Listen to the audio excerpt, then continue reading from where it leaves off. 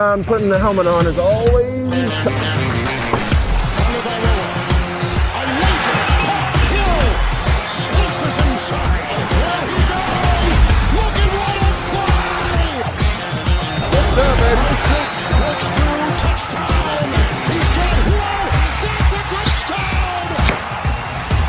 The opportunity is right now. Terrific defensive play. Intercepted. From the Waddle. Off the block. Two on the move. Going deep. Speed race. He's got Hill. He's got Hill. The Dolphins have recaptured the lead.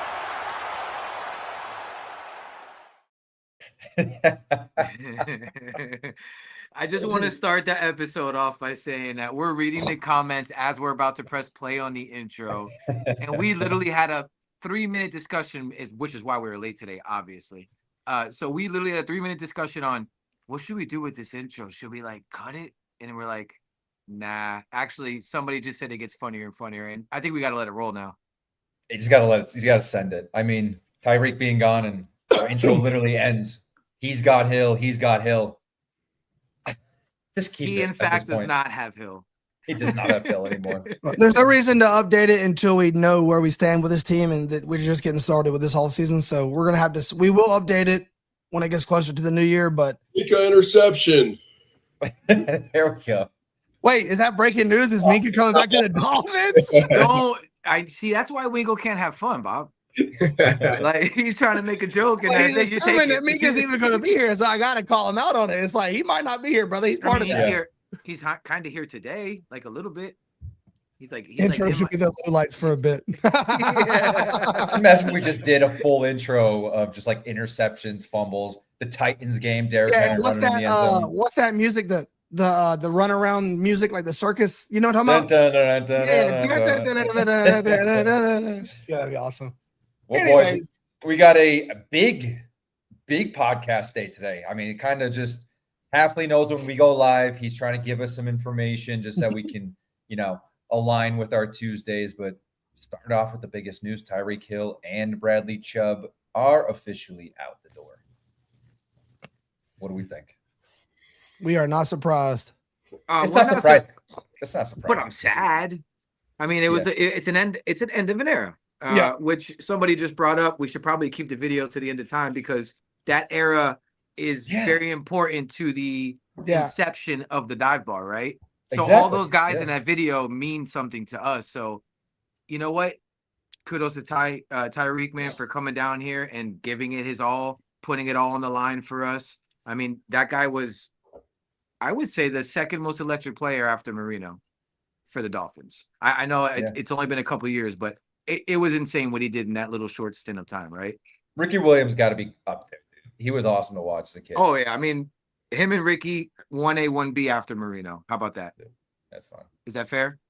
Yeah, I think a lot of people are getting carried away during this time because it's so easy to be like lean into the tank, blow it up, get rid of this guy. And a lot of people are getting like comfortable with like shitting on people, but like, let's not get twisted at all. Tyreek was an absolute savior here for 2 years. He came down here. I mean, that was lightning in a bottle. Honestly, we probably ran off that trade for 2 years. Honestly, that probably was all just false hype. So, like, I don't want to sit here and be like, oh, fuck Tyreek, get out of here. We got to rebuild, get out of here. But obviously, it also made sense on the business side. Like, you're not going to pay Tyreek $50 million. Sorry, Wingo, no Joe's Crabs this weekend. You're not going to pay Tyreek 50. We're in a rebuild. So, quote unquote, whatever you want to call it. I think the biggest takeaway, honestly, is how they did it. Chris Greer would have drugged that shit out. He would have made one move every month. They came in on Monday and said, all right, we've had our meetings. We've talked to everybody. Time to put the plan in action. And they just did it. I think the only one they really didn't do, and there'll be smaller other ones, but Tua, that's a bigger one. That's obviously going to take a little time to figure out, but I liked it. I like they came in on Monday and said, look, we're not going to hold y'all hostage. We're moving on. Here it is. Obviously, we don't have the official release on Chubb. Looks like a post June 1st probably, but I loved it. I loved that they were just like, boom, boom, boom, boom. This is what it is. Yeah, I think both those moves are very smart in the front office. When you think about it, the biggest thing right now is relieving cap space. Like, how can we go get and bring guys in? How can we draft high caliber guys and trade and maybe extend the few guys that we do want to keep. Tyreek's injury, it was just obviously something really severe. Everybody saw it. And it's something that you got to pray that he can come back from, right? There's a lot of questions of, will he be the same after it? Obviously he's recovering great. His rehab has been going amazing. You know how he is, he just wants to get back out there. But with that being said, it's a business on both sides at the end of the day. And being able to make that cut opens up a lot of opportunities for that organization. So I think it was smart for both of those so far. And, there's definitely going to be some more moves coming in the future. Wingo, what does, from your end, from like the agency side, when obviously a superstar gets, sent off after having, a massive season, but then he got the injury, all that, the contract was pretty big for him.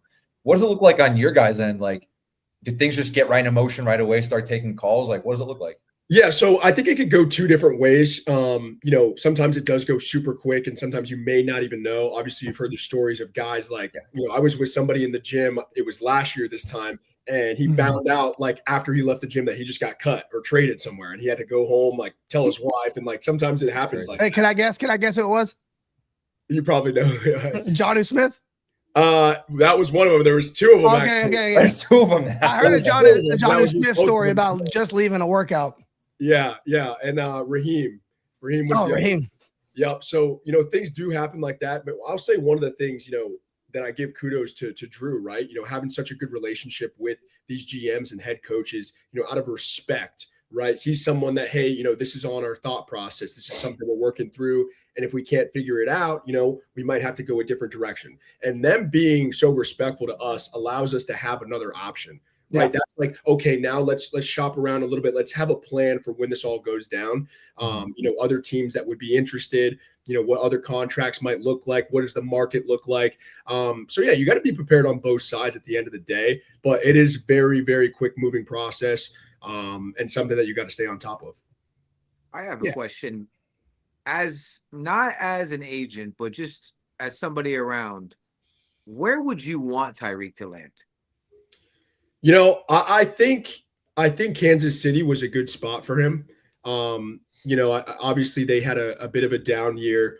They do have a lot of weapons, like with Worthy, and that I think is very similar to Tyreek. So I think there's a little bit of a conflict there. But I think, Patrick, when he first got there, Patrick did a really good job with just, controlling the environment, having a relationship with Tyreek and being able to build that and just kind of work together. Obviously, he didn't have that down here in Miami, right? Just the things with Tua and the things with Tyreek, like sometimes you could just tell it wasn't there full. Let's be honest. So, tell us what you mean. Tell us what you mean. To keep it together. I would love to see him, go back to Kansas City and have another run at maybe a Super Bowl or land somewhere with just a quarterback that he can, get the ball to, he can have an off the field relationship with, and he just feels comfortable with, because at the end of the day, how receivers are, right? They want the ball in their hands. They want to make plays, and they want to just be able to have opportunities. And obviously Tyreek is a competitor like that. And that's something that he wants. I think too, is Mahomes, are we just assuming Mahomes is like going to be ready? Like, I mean, I don't know if that's like the greatest situation to go to. If you're on the end of your career and you got like one or two big hoorahs left in you, do you want to like waste half a season and get Mahomes back, and then maybe he takes the second half of the season just to knock the dust off, and by then it's too late? I mean, it's Mahomes. Let's relax a little bit. But the Chiefs might be 2-7. They probably won't be.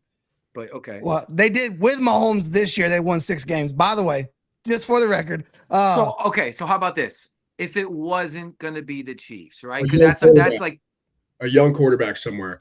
That's where I was headed. Would be, because you think about it, you have a veteran receiver getting with a young quarterback, he's going to want to get the ball to Tyreek. He's going to want to, air it out to him, give him chances, let him go up and get the ball. A young quarterback, I think, definitely will be somewhere that will be beneficial on both sides. Don't say the Patriots. I love the idea for, if nothing else, just for the drama. Follow McDaniel to LA. Hey, go get Herbert and the biggest arm in the league. There will be no limitations to Tyreek. If you want to go be a weapon, go be a weapon. I'm not even gonna lie, that hurt. The storyline behind that would be, oh my good Lord. I was gonna say, I mean, sorry, he's phased. He hurt him. I mean, that's crazy work, Bob. Yeah, don't think like that though. Imagine the storyline. I think was they even going to quote say it tweeted would something just like make sense that. to go to Baltimore. I like the Baltimore. Tyreek was in Buffalo. I don't know. I just don't see it. It doesn't fit. Like, I don't think.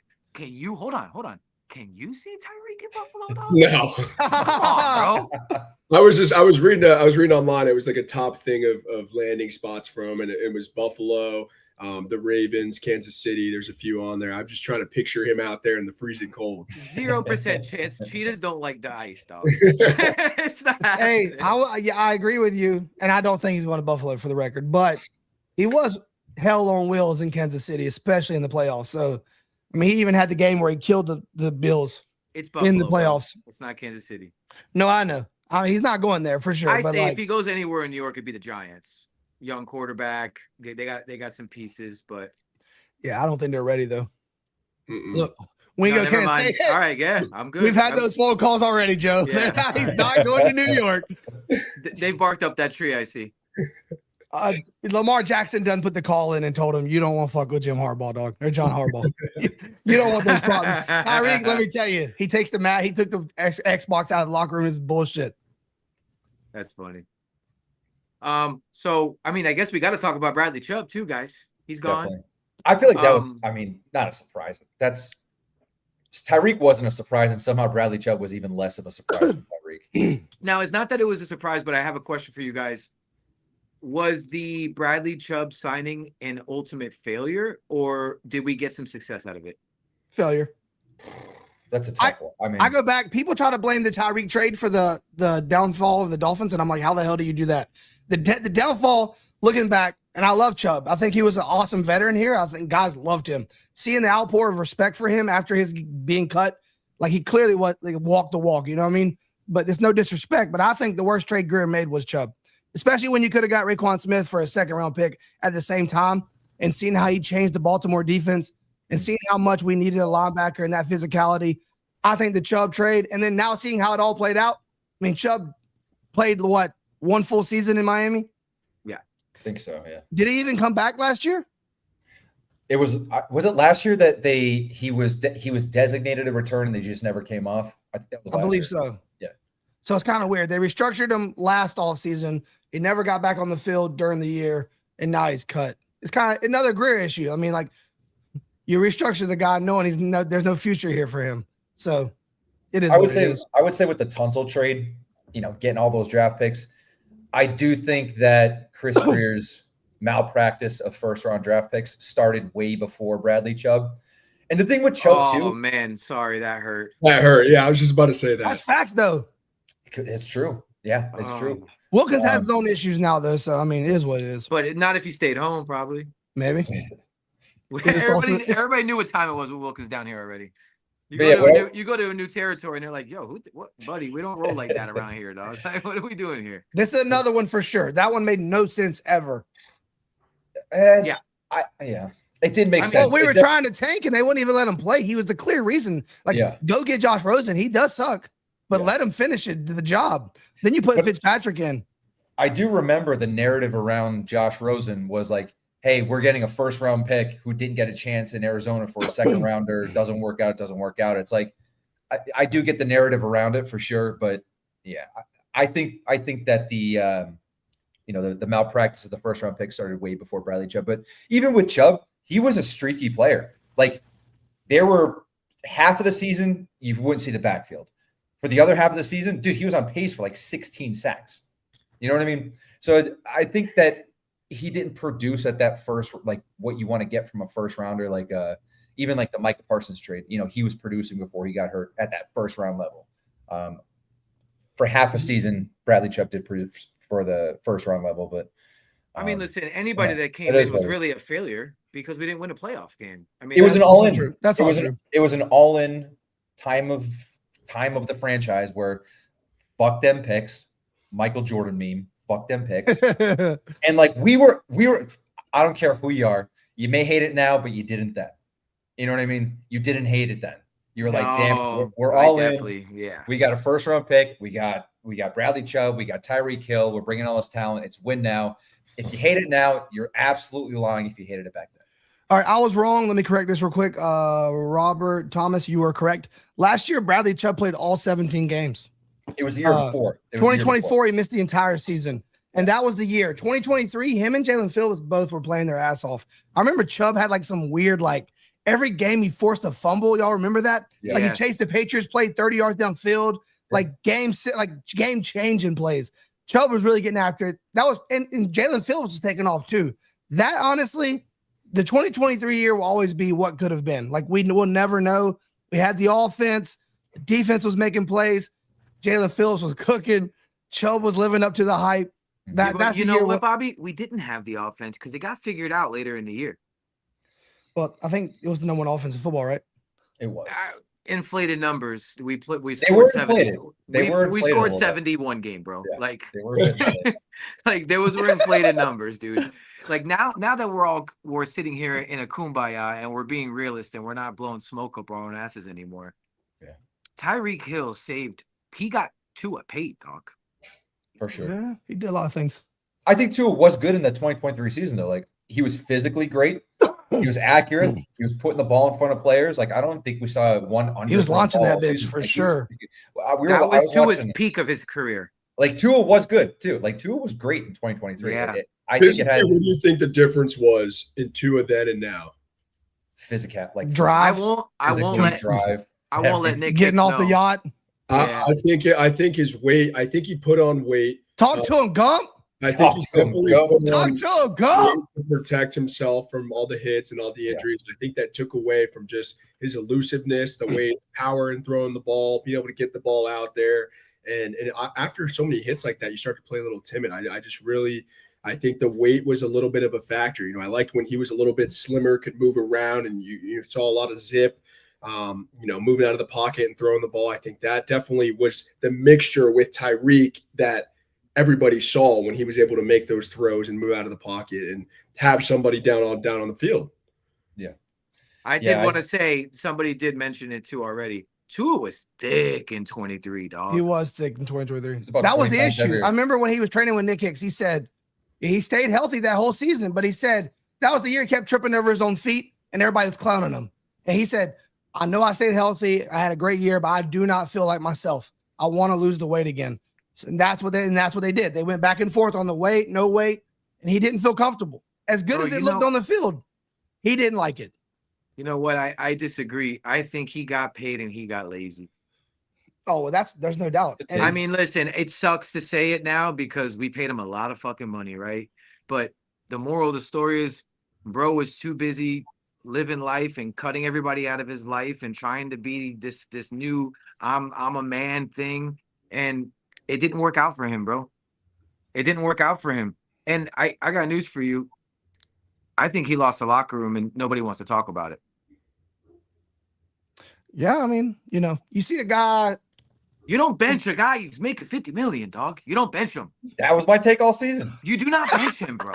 Got the hands going. That was my take all season. The fucking hands. You can't take that from me. Look, Even I came out in the Cleveland game when they put him on the bench. I'm like, fuck that. Make him play every embarrassing snap for the rest of this game, and any time that he's on the field or anytime that he's healthy, he is taking the snaps. That's how it should have just been. That's just the principle behind it. Quinn Ewers did win a game, though. He won a game. End of the day, Wingo is probably hit it. Is like the body keeps the score. Like that's the biggest thing you always know about things. When you have as much trauma as Tua's been through, you can't take all of season off, dude. It took everything he had. I mean, when he was training with Nick, what was it? 4-6 hours a day, like getting after it. And that was 6 days a week. That's 100% potential Tua. He had to do that to be close to the level of other people. The second he didn't, you've seen what the body looked like. And that's just reality. He's a guy that he's a souped up Honda Accord as long as he stays in the gym every day. The second he don't, that fucking bumper, he got the two-tone bumper, the hubcaps. Bondo roof. Yeah, it's like, dude, what the fuck was going on here? It's like the Bondo hood. If he's disciplined and he's putting in all the work and he's going 6 days a week, he can be a high floor guy. I mean, we've seen it. Ghost can admit that. 2023 was great quarterback play. There's no way you can say it wasn't. Souped up Honda, boys. Wow, did you nail that? And honestly, I feel shitty for even putting him in the Honda bracket because Hondas run forever. They're actually very it's kinda reliable fucked up. vehicles. It's a 1988 Honda. How dare you? My dad said he's an escort, a Ford Escort. Yeah, I But mean, yeah. like you said, when you go, we've heard that too, and we know that like Tua was 6 days a week at 5 a.m. the entire offseason, nonstop work, and he was getting after it. Like he was, and that's he was something living that people life. don't. And goes, you and Wingo train a lot more than me and Bobby nowadays, right? But people don't realize your mentals are so much clearer when you're waking up that early. You're training. You know every night you got to wake up in the morning and train. Like your whole regimen is just so different as a human. I'm not even talking about as a football player, just in general. Yeah. And like you can't get locked in when you're on the yacht, bro. Can't get locked in. Sorry. Worrying about going to the Bahamas with your wife. Like go back to work, dog. Oh yeah. Speaking of, they bought a yacht, but also a big yacht. Come to find out, I believe they also bought that house in the Bahamas. I think he owns that. Why would 100%. One hell of an off season for the boy. Yeah. One hell of an off. I see why Tyreek was salty now.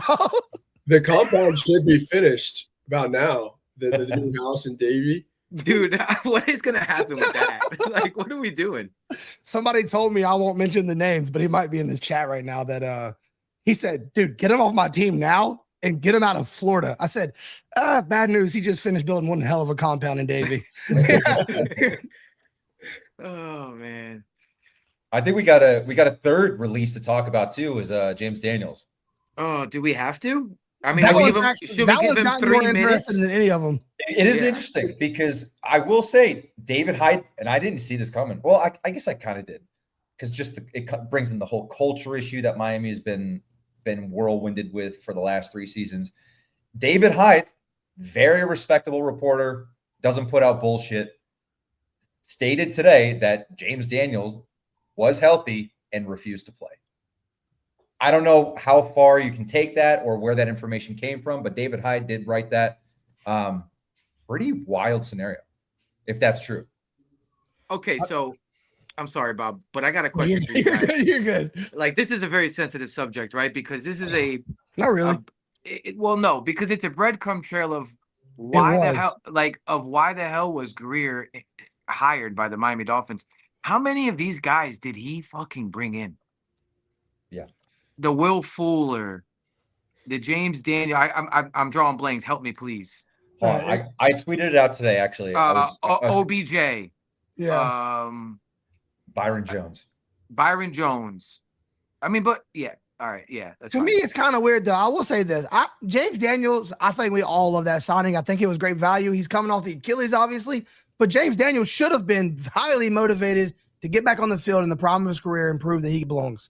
And for him to find out now that not only did he get paid, obviously probably lost some money due to the injury, but he's getting paid decent. To find out that he got hurt 3 plays in, the team's fighting their ass off to try to make the playoffs, even though we know how that ended up going. It doesn't matter. You're in that environment every day. Know everybody's putting all they can forward to try to make a playoff run, and you're over there chilling, eating Cheetos. Like, that shit blows my mind. I really don't know if that's true or not true. I don't want to go too crazy because I don't know the case. It just sounds crazy to me. Yeah, I definitely understand that sometimes when guys sit out, now they've seen it from the other side, when guys sit out, like sometimes when camp first starts and things like that to make sure the contracts get done and everything gets organized. But to sit out a season and you're healthy and you talk about, you want to play football, like you obviously don't, right? You're in it for something else. He's trying to figure out something else. If there wasn't, a valid injury that he was dealing with, and it's like, well, what are we doing here? He's just sitting back and collecting a check rather than, walking in the facility. Like if I was in that facility and I'm seeing this guy healthy and then see him do it, like someone's got to say something, right? You're walking down the weight room and seeing him work out and seeing him run drills on the field, but not actually playing or practicing. Like, what are you even doing here then at this point? It's just very weird. Yeah, it's just weird. I was going to ask if that was your player, like if you represented him, what was your conversation be? Well, I would love to know the reasoning behind it, because right.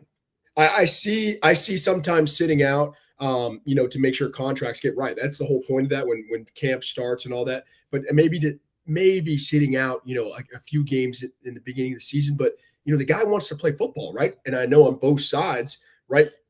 you want to get that done. The organization wants to get it done. The agent wants to get it done. The player wants to get it done. And you got to find a way to do it. But him sitting out almost looks like, from an outside perspective, he was trying to prove a point that the Miami Dolphins needed him more than he needed them. Obviously not, right? And that's the only way now I look at this. And it's like, well, what were you actually doing? Trying to take a year off and rehab? Or were you healthy and just didn't want to be out in the field? So it's kind of confusing to me to even imagine that being a true story. Well, the one thing that makes it believable, and Ghost, you probably know a little bit more, but the comment that was under was because the Dolphins actually ate money to cut him. They didn't actually relieve any money. So people were saying, why would you cut what could be your starting right guard next year, even though he didn't play this year? You still have him under contract, I think 2 more years. Why would you cut him if it cost you money? And people were saying, like, it was a true out. Like, it was a true, like, get this guy out of here. Like, we don't care if it costs us. You can't be back in this building. And that part does make it believable, because if you're in our cap situation, why would you cut a guy that cost you $2 million? Very odd. Just a total odd situation. Like Wingo said, I would love to know what was the reasoning, what was the actual. We'll never know the actual situation, but David Hyde, Sun Sentinel, man, put it out. If they ate the money like that, it's got to be, it was just a cancer to the team. He's walking around. Everybody knew that he was healthy, and they were waiting after the season to cut it. They ate the money because they couldn't figure out whatever was trying to be figured out. And they said, you know what, let's just part ways, take the money. We don't need you in the building because you're being more of a hindrance than you are helping the team. This was kind of interesting here. I remember the fans got invited to that meet and greet with Halfley and Sullivan, which was dope. Which was awesome. That was cool, I love that it was the fans posting this stuff. Like, it truly was just behind the scenes access. It was awesome. But, you know, somebody posted a video. I think it was Ashley, Lou and Ashley over there, the 305 Sports Show, where they asked, you know, Sullivan, will you be adding a new quarterback to this team? And he was like, yeah, or whatever. And dude, that's the first time I've seen the public reception like that. Like, people were just so amped up to know that, like, they were going to be moving on from Tua. And that's crazy too, because I've never seen. One thing I will always say about the Dolphins, Twitter, people will cook Tua all day long. But if you ever go to an away game or a Miami game, people love Tua. Like, it truly, the people that actually go to games, they've always loved Tua, and there's never been any other type. Yeah. But that was very eye-opening to me. I think that was really important for him to put out there. And that's almost for any position too, right? Obviously, because if you don't have that solidified starter who's just leading you to the playoffs every year, you got to make there somewhat of a competition, right? You can't just make every guy feel like they're comfortable. They don't have any competition. They're the starter every year. They don't really have to work, because that really is how it is, right? If you know that you have no competition coming in, no one's going to trade to come in behind you. You're not drafting anybody. You know, obviously you're going to go to work every day, but when you're in the league, you know, 10, 12, you're getting in the, it's just like, I feel like your work ethic would go down. Now you're making $40 million.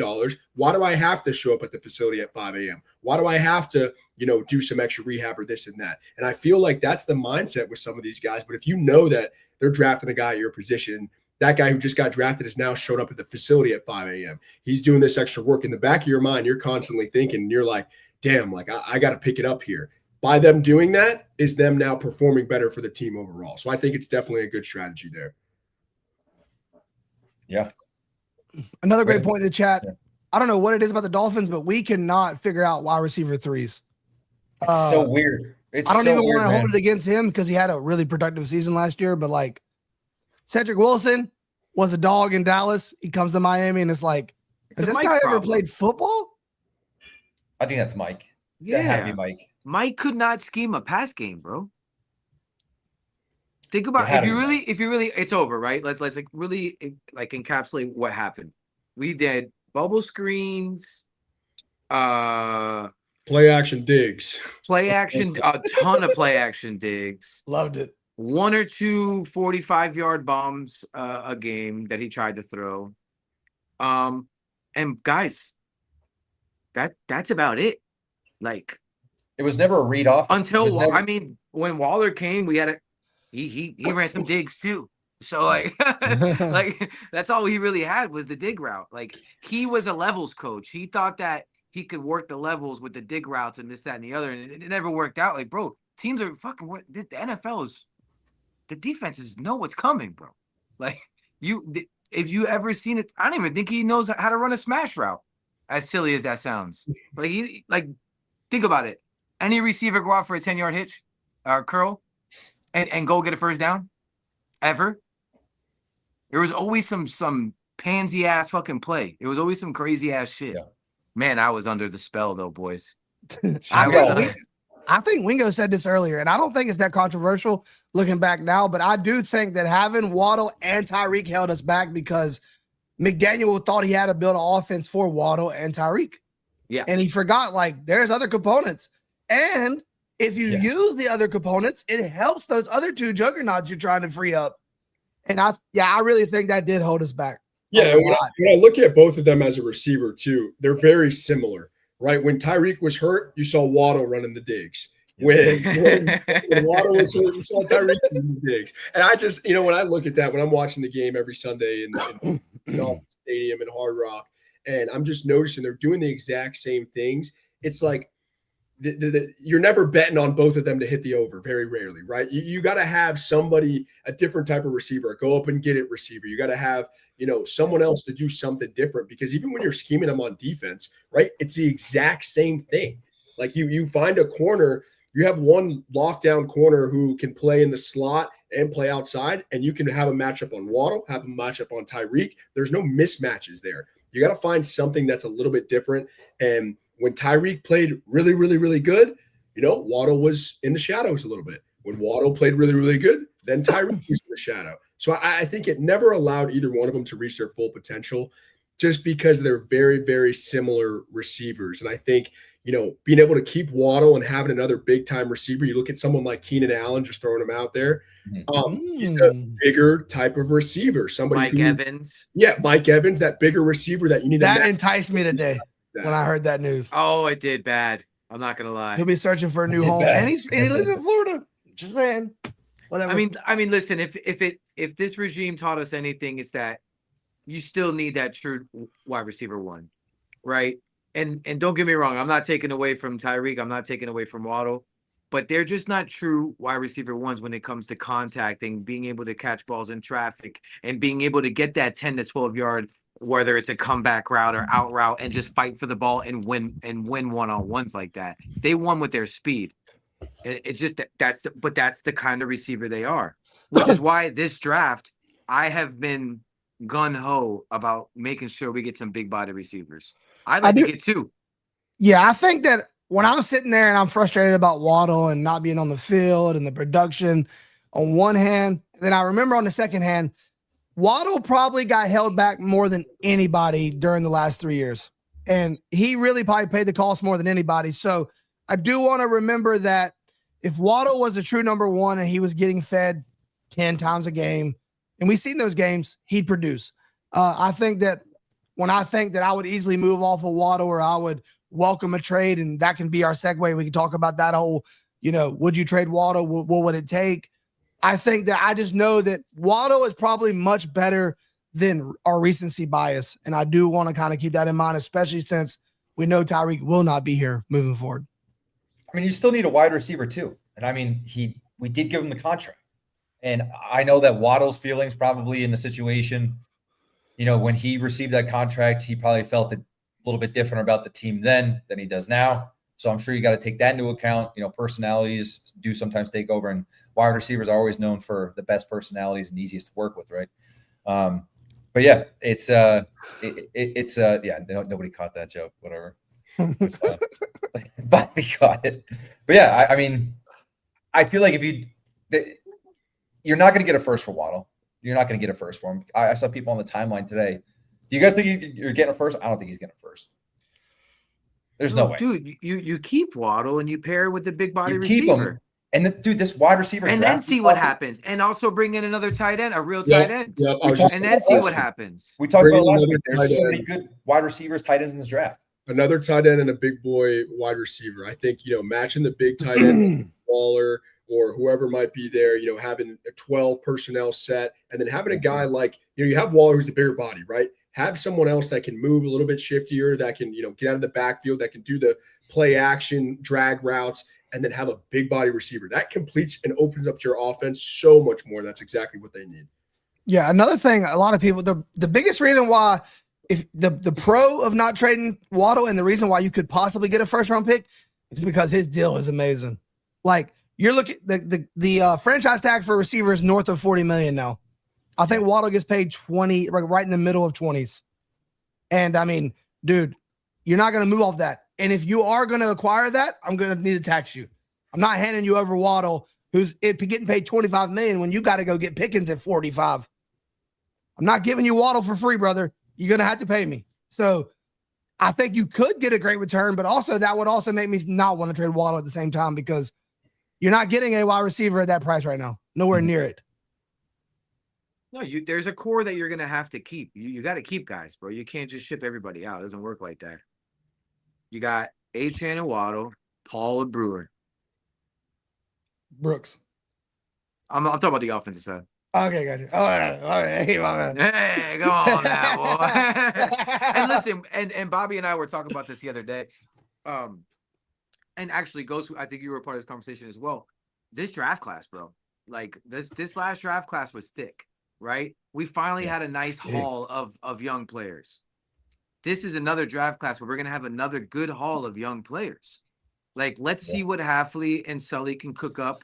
I do think that Greer had a good draft last year. I don't think we need to touch the D line. We are complete in the interior D line. D-line. 100%. Yeah. We can on a defensive side. You can really focus on obviously corner and safety. I mean, it's inevitable. Yeah. And edge, right?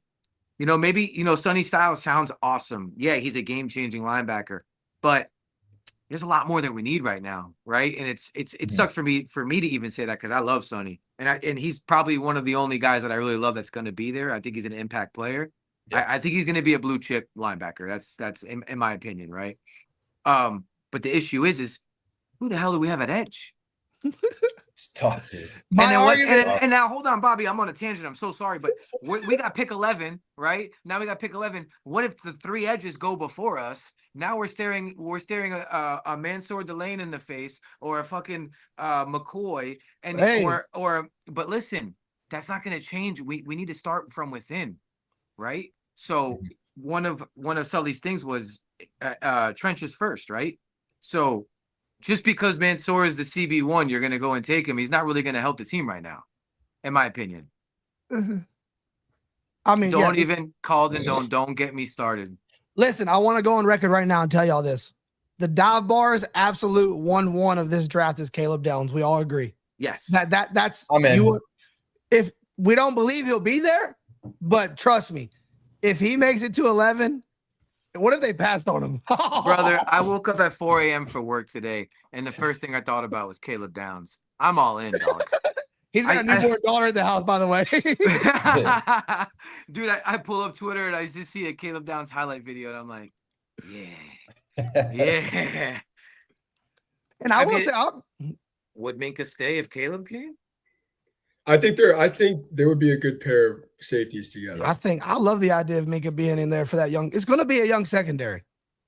You got to have somebody to point and direct. I mean, somebody's got to be back there, and why not Minka? So I'll look at this too. You just talked about, them cutting and eating that cut, right? That proves right there that they're trying to have good people in the building. Going back to what I said last week, you look at your team, who's the cancers, who do you want to keep, who do you want to get out? So with that knowledge, I'm looking at it like, okay, do we have guys that are leaders, are veterans, do things the right way? Okay, let's keep those guys. Let's get them paid so that when we get guys in, we can move in the right direction. This guy's good, man. This guy's gonna get me a new deal. Holy shit! No, it would be great. Like make you aside from on the field, you got to have, especially on a team that's in a situation right now, you got to have like leaders in the locker room. Guys that have been around. Minka, Sealer, and Brooks. Yeah. And it means nothing, but I do love the full circle thing with Minka. He wanted the hell out of here because we were tanking. And to hear you tell us, like, this dude is all in on coming here and building that culture, being part of a rebuild, helping the youth. That's growth, bro. I know that, like, that doesn't mean shit on the field or for fans, but, like, to me, I love hearing about a man growing. I love hearing that. I love hearing that, and I want to see that come full circle. So to me, that is pretty cool. And yeah, you got to have somebody. I mean, I like Trader. I think Trader has a high floor. We'll see where the ceiling is with him. Mm-hmm. But I still think, man, and you could unleash some people. Like, honestly, I mean, you bring in like a Downs, and you maybe Trader goes down in the box. Maybe Minka goes down in the box. He played nickel most of last year in the second half. So you got a lot of options. Downs, I think Downs and Minka are very similar, but also you can alternate those guys and rotate those guys and take turns down in the box. You could do so much with both of them being high-end bad guys, but also ability to come to the line of scrimmage, play in the box. I see Downs being more as a strong safety and Minka being a free. When you look at when Minka was in Pittsburgh, he likes being that, that rover safety, getting in the post and things like that. And Downs is that bigger body, right? He likes to come down in the box. Obviously, Minka has been coming down in the box and having to be physical. But you got an older guy, right? He wants to see and observe everything. And Caleb Downs is the type of guy to get in the box, get his hands dirty and just be involved. So I think that duo is great. And being able to do that with Brooks leading it all, I think is definitely a good little show. I could see it. And not for nothing, like, you're the young buck. Go out there and put your fucking helmet on somebody. Like, I'm not doing this shit every week. Caleb, you're 22, dog. Go do your thing, brother. Bro, and I'll tell you what, like, to have Caleb, Minka, and Trader on the same field would be pretty dope. Yeah, it's interesting to watch Trader grow this year too. And I think that's what's good about having a season that we're kind of expecting in 2026 is you get a real look at these young guys, especially this draft class. I think it was one of the first draft classes that we've seen where every single player played for the Miami Dolphins. For better or worse, you were playing. You were playing, and they got a good look at these guys. And, I mean, if at worst or best, you can get an E value for these guys. But, I mean, Sully does have, again, say it again, he has 6 picks in the first 90 players in the draft. You got to do something with that. What do you think about, just like a crazy thought, because obviously I know him from down here. What do you think about drafting Caleb Downs at safety, right? Yeah. And then going after someone like Asante Samuel, who was on a one-year deal. He's got history at the dive bar. I've actually heard buzz multiple things. That he could be in play and he could be coming to the dive bar. I don't know. But who knows? Oh man, it's so good. No, I'm done with that. That's your Rasul Douglas this year. You go find the guy that's trying to bounce back. He's still young. I think people forget that. He's like, and we got Cater. We still got Cater coming back. Yeah. I am interested to hear. I'm interested to see new regime. So you don't know how much they care or don't care about pieces or whatever, but I do love Cater. We got some D'Angelo Ponce stands in the chat. Yeah, D'Angelo Ponce. Has anybody got any insight on Ponce? Any juice on Ponce? Anybody? Hey, he was running his 40 at the Bomberito today. Yeah, but Ponce is going to be a good one, man. I think everyone talks about his size, but he could run. He's physical, loves ball. I think I see him having a possibility to squeeze into the first round. Be early second round. Mm-hmm. He's going to be good wherever he's at because he can be versatile, being in the slot and being outside too. Yeah, I do see him, like you said, just being a good football player. Don't be afraid to add good football players. And that's all I want from this new regime. So Pond, I don't know if I'm interested to see how he matches up with the T. Higgins, when that time comes and stuff like that. But I do love him as a player. And I think he is a football guy, like you say. What about Alex Pierce at receiver? He's going to be a free agent for Indianapolis. I heard he's going to get paid. They might cut Pittman to bring Pierce back. Yeah. And then could I interest y'all in Michael Pittman? Yeah. Pittman was he was on my fantasy. I was a big fan of Pittman. He's been consistent too. He's been consistently good. That's the kind of guy you're looking for. Boringly consistent. Yeah. The shit we would love to have. Yeah. Jawan Jennings is another one that'll be a free agent. Yeah, but Derek, don't start me with free. We don't have any money, dude. Like, but first of all, we got 27 million, and the cap hasn't adjusted yet. But we got 29 million right now. 29 million. 29 million, and we're gonna get a 20 million bump. Right now, we have 29 people. million. I believe there's some people in the building that they're gonna take care of. Mm-hmm. That would be cool. I do believe too, though, that 30 million means nothing when you have 30 players on the roster. Like you got to build the roster. Bro, we have no money. Let me be very clear. I'm not trying to get crazy. Karen with the dub. Hell yeah, Malik Muhammad. You damn right. Karen, come on now. I didn't know you knew ball like that. Damn, Karen's been in the bag. Who's you signed with? Hey, wait, what? Dude, hold on. No, Malik Muhammad out of Texas. Hold on, Wigo, you're holding out. We just realized that Wigo doesn't even give us the full bag when he gives it to us. Brother, you know how many times Joe's called me? What do you think about Malik Muhammad? Bro, you have no idea. I was trying to stay quiet. Like it's hard for me. Dude, Malik Muhammad's a dog. Yeah, what's really cool about this class, and it's getting a lot of people disrespected, but it could play into our benefit. It's like, look, even starting at the top, McCoy. Yeah. McCoy was a top 5 DB. Like he was like the next like generational. He doesn't play last year. I understand that. That needs to be, that's a red flag. Mm-hmm. But McCoy is an absolute shoe-in top 10 pick. Now people are like, do not draft him at 11. And I'm like, yeah, y'all might want to go watch that tape. That 2024 tape was special. And then you got guys like Malik Muhammad. Malik Muhammad was also a first-round lock. He's fell off the board a lot. And then I don't know his name, but there's a Michigan guy that at one point was as high as McCoy. Is a 1A, 1B. You could take your pick with those two. And that dude's fell like bad.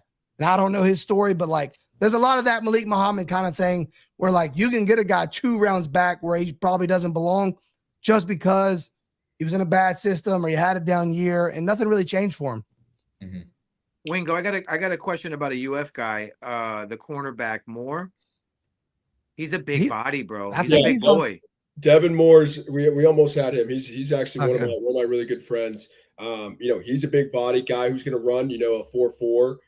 He's 6'3", 6'4". He's lengthy. His biggest thing. Yeah, bro.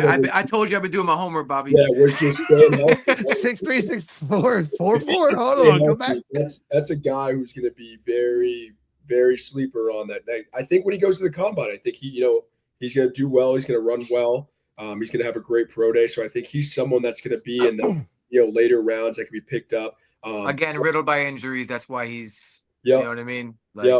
Yep. One that I actually really loved seeing at the Senior Bowl, actually, because obviously we were there with Malik, was another one was Colin Wright from Stanford. He was somebody who was playing on the outside and in the slot consistently. That was pretty physical. He's fast. That's definitely one I think, in the later rounds that could have some upside. We know about them Stanford cornerbacks. No, y'all don't know about Ethan Bonner? Oh. That was the first thing that was on my mind, Bob. It should have. It's Colin Wright White. Respectfully, I missed the episode, so it doesn't count for me. What the hell was I gonna say? Hold on. I don't know. You just ruined the whole conversation. No, hold on. So somebody brought up a good point. They said this DB class is deep, which is why it's like, why would you waste a cornerback pick on round 1 when you could find a dog in 3 and 4? Agreed. It just doesn't seem like the upside doesn't seem to be there. Like, or you can get a staple right tackle in Maui Goa, right? Or you can get a staple. I'm still gonna say it. Strong safety in Caleb Downs. Or even a staple middle linebacker in Sonny Styles. Like, if we have the opportunity at 11 to get somebody who's blue chip quality, we just got to go for him. Well, I think y'all feel different than this, but I see a lot of hate on the timeline for David Bailey. Like, are people like not? Why would you not take him at 11? There's concerns. A lot of people are kind of akinning him to Chop, like just terrible in the run game. I just don't physical see freak. I don't see it. He's not a 6-foot twitchy freak. He's like, I think he's an actual fucking freak. He's going to be gone like before 11. So I don't even think it's going to. I did say hey, you have to look at him now that there's no edges on this team. There's no edge players on this team. But let me ask you guys a question: If Falk's the only guy left as the edge at 11, would you take him? At 11, I think there's other options. Thank you. Okay, I just want to make sure. I agree with that. My argument was, for everybody that doesn't know this, I don't love Falk. But I'll tell you this: the second we got the Green Bay regime in place, I was like, I just want to put a name out there. Falk. I told the guys, they were like, what the hell's wrong with you? I'm like, I'm just telling you, this guy screams Green Bay. He's like a huge 5-tech edge setter. That's how they love their edges. Mm-hmm. And everybody was like, yeah, you're crazy. Then I kid you not, for the next week, every draft pundit, guru, whatever, came out and said the same thing about Falk is almost, you got to put him in pencil right now with the Dolphins because they just screams Green Bay pick. And I don't love Falk, but just have to put that out there. He does scream Green Bay. Wait, hold on. Somebody's disrespecting Maui Goa over Spencer Fano. Fano's gonna be gone, bro. Well, they both have their things though. Like people say Fano's like a little light in the ass or something. Like he's a freak athlete, but he's a little light in the ass, maybe. What do you mean by that? He's small. Oh, okay. Like he's like 300 pounds. Like he's not like big. Apparently, like, I mean, awesome no, athlete. I watched Francis play, so it's easy for me to say I'd back him because I watched every game he played. It's a little different for I don't watch Spencer Fano. What, you fucking Utah? I don't watch Utah football. Yeah. Fucking, I'm asleep by Utah, bro. No, that's one thing about the West Coast guys. That's like the really cool part about like the Senior Bowl and stuff is like, bro, we don't watch the West Coast games. I'm in bed or out. Oh yeah. You know what I mean? Like I Hawaii versus fucking San Diego State. Like, unless you're gambling. Yeah. What would y'all rate the odds that we trade back from 11?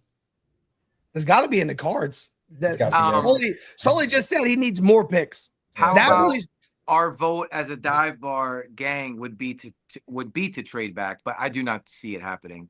You got to also have a suitor who wants somebody, right? It's got to be like a Ty Simpson maybe, or like somebody who's really high on him. I don't know, but I haven't really looked too far into it because I just like in my mind I'm kind of blocking out trade backs because mock drafts will make you think they're so easy to do.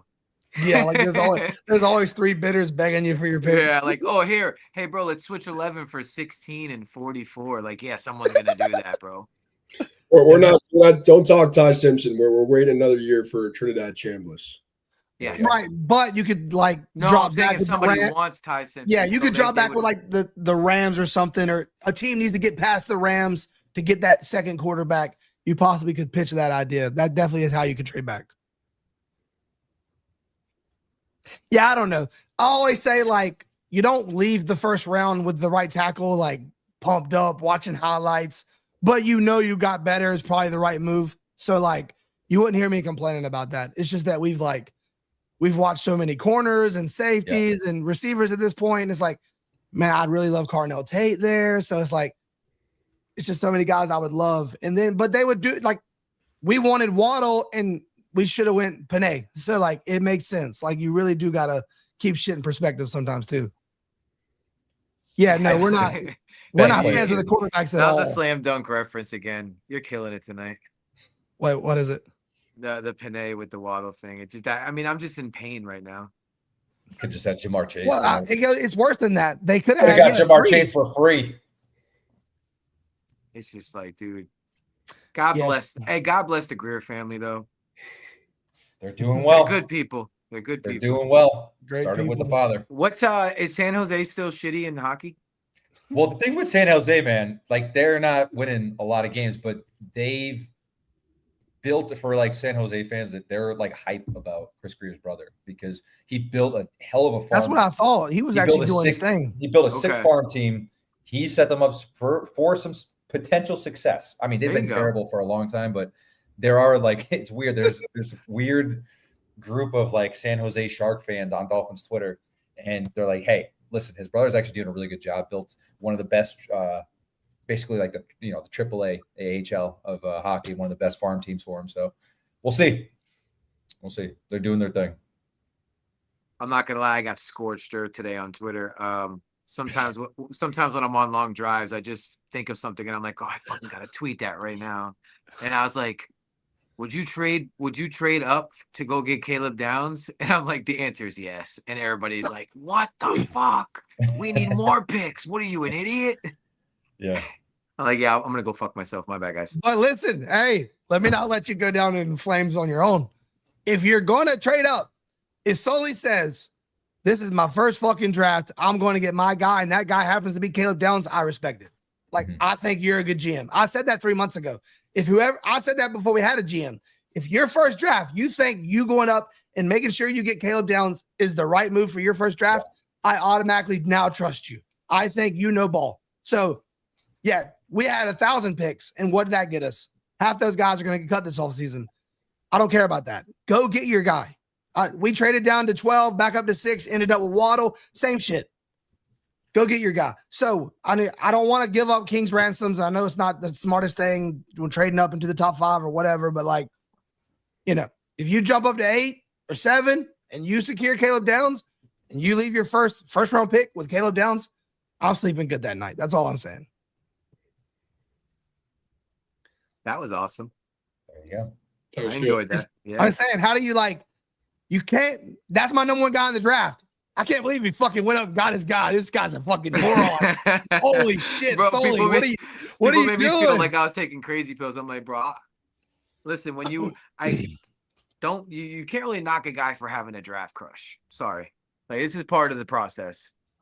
And at the end of the day, the dive bar is fully in on Caleb Downs. And We're it's still bad. stuck on Valentine's. And the Jets are probably going to take him at 2. That would be wild. Yeah.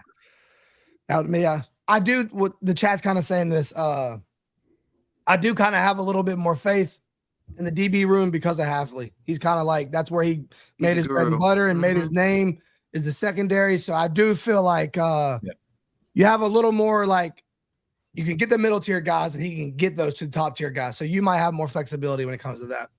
Before we do go, we haven't really touched on Slowick, and I thought that was an interesting story. I mean, because people were saying he didn't deserve it, and I'm thinking maybe Halfley knows a little something that we don't know as far as Bobby Slowick goes, because maybe Mike McDaniel was like such a control freak, he wasn't really able to ever give him a pass game to. Which he was. That's not a maybe. We now know that McDaniel was not fucking passing off shit to nobody. Right. So let's everybody just hit the brakes, relax a little bit on Slowick. Let's see what the guys got, right? Yeah. Because I feel like everybody was like so torn down by it. And I'm like, dude, we don't even really know what he can do yet. I mean, a little bit from Houston, right? But I'm interested. I'm interested to see the pass game now, because the pass game was really, really bad for the last couple of years. Mm-hmm. It was really stagnant. And the A-Chan has really carried us. I will. I think me and Ghost were both we both believe that I just wanted new people. I didn't want any return. I just wanted we had a new coach, new front office. I just wanted new. I just wanted nothing that was about anything to do with the last regime. So that part, it wasn't exciting to me, but I really don't care because it's going to sound shitty, but if it doesn't work out, perfect. Yeah. Perfect. Get him out of here. Fair. You'll get my quarterback. So and that's where I am. I'm not going to overreact to much because honestly, I don't want to see, I don't expect us. And I really don't want to go win 9 games next year. So if I'm a bad person because of that, hey, I'm a bad person, but I'm a bad person. I'm not going to sit there and freaking cry myself to sleep over the Dolphins next year. I promise you that. I say this, come week 4, I'll be on here cussing. I'm just over here taking notes. Cussing. Yeah. And I'm not speaking because you guys know how I feel about winning. So I'm just gonna keep I'm gonna keep it cool today. Keeping it cool. Yeah. Feel good.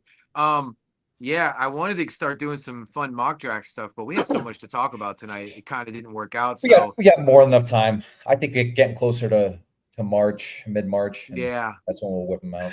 You're killing Joe. He said yeah, but he did not believe that. I did not believe, brother. I am I said it the other day, but dude, yeah, I'm deep in the trenches because I'm 37 years old, about to be 38. This is the first time in my life that I can understand and know that this is a fresh start for the Miami Dolphins, a real life fresh start, top to bottom, and I am fucking pumped for it. I really am. We've always put soggy Band-Aids on cuts. We've always done it. Oh, it's cool. Oh, we're gonna move Chris Greer out. Oh, we're gonna move it around. Oh no, this guy's gonna be head coach now. Oh, it's always, we got 2 OCs. It's always been some weird shit. Yeah. We finally got some real guys in here that are gonna run this shit the right way. I'm excited about it. Until I'm not. This is actually a great point, Joe. You don't know how much your freaking mock draft's gonna change after that combine weekend. Yeah. Holy shit. It's gonna be. What was you gonna say, Wingo? The RAS scores. I'm all in. Next week too. Yeah, you going to combine, Wingo? I might be. Yeah. Awesome. Hell yeah. You need to send camera crew with you. Come on. Production. Pooch, where you at? Hell yeah. Also, something to keep an eye on. We're going to be, we got all of our interviews from the Super Bowl. So they're going to be dropping, be a little normal than usual because the guys still want to go live. Obviously, there's going to be free agency and shit happening. So we'll probably drop those. Like, we have a schedule for like Stay Tranquilo in general, but I think the ones we're doing, they're all going to drop either Monday mornings or Thursday mornings. So something to keep an eye on. We'll obviously make announcements and whatnot, but keep an eye on it. We got a bunch of good ones coming. I got, I don't want to say which ones because it could change and I could be lying to you, but a lot of the NFL ones that we did out there will be coming to the dive bar, so be on the lookout for that. Anything else, fellas? It's a good episode. Lot covered. Thank you to producer Eric for working hard in the back scenes. Nobody sees. We love you, brother. Yeah, Got it, Eric's Eric. back there cooking right now, dude. Cooking, dog. Dude, he's stressed. Look at him. He's stressed. I think he's sweating. Jesus Christ, wipe your forehead, dude. Freaking sicko. All right, fellas.